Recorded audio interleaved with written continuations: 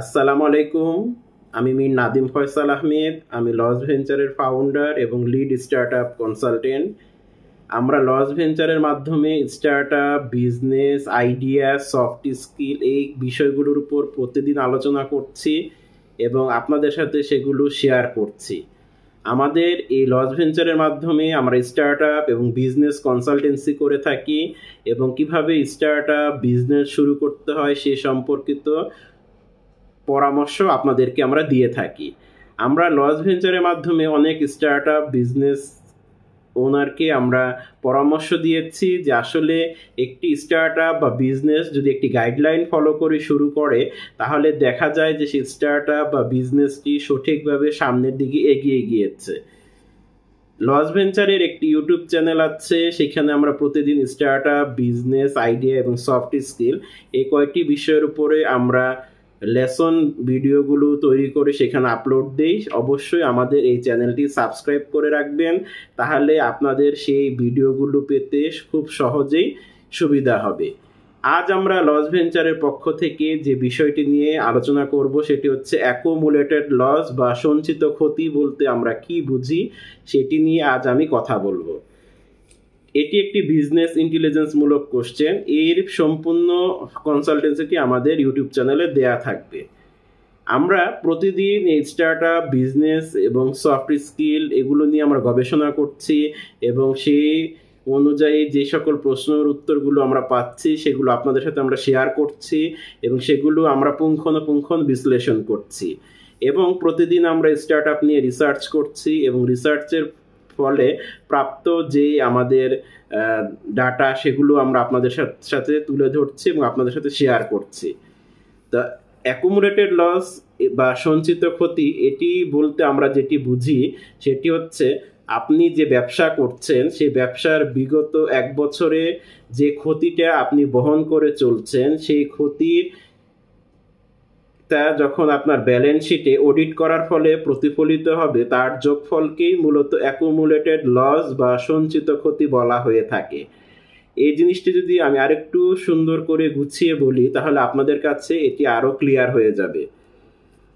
আপনি বিজনেস করছেন 1 বছর, 2 বছর বা ততোধিক বছর ধরে, আপনার প্রতি মাসে প্রফিট হবে এমন কোনো কথা নেই, লসও হতে পারে। আপনার এই যে লস হবে সেটি আপনি নিশ্চয়ই কোথাও না কোথাও লিখে রাখবেন, কখনো কম কখনো বেশি। বিজনেসে এটা হতেই পারে। বিজনেসে স্বাভাবিক, কোনো মাসে লস, কোনো মাসে ক্ষতি, কোনো দিন লাভ, কোনো দিন লস, এটি হতেই পারে।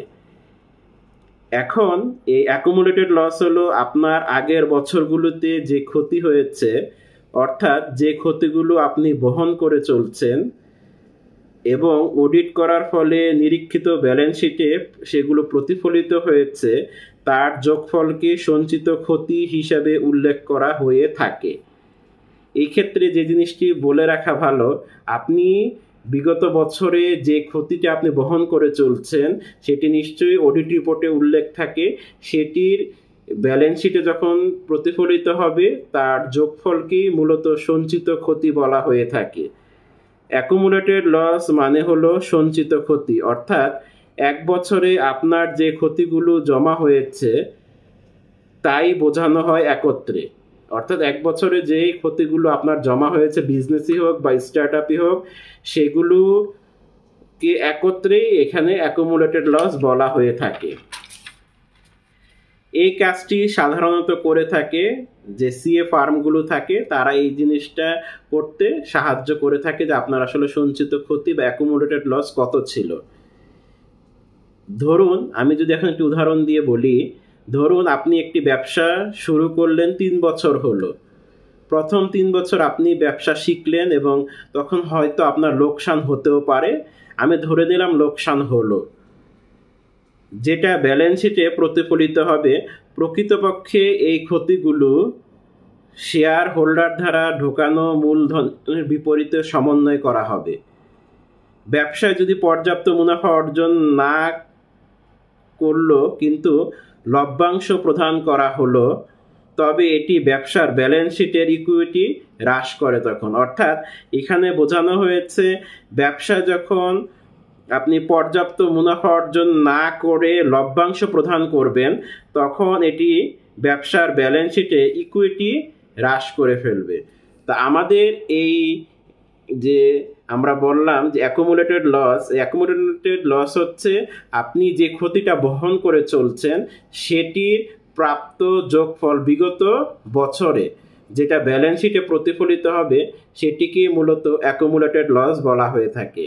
আমরা আজ অ্যাকুমুলেটেড লস সম্পর্কে পার্ট 1 নিয়ে আলোচনা করলাম। আমরা অ্যাকুমুলেটেড লস আবার আমরা পার্ট 2 আলোচনা করব ইনশাআল্লাহ।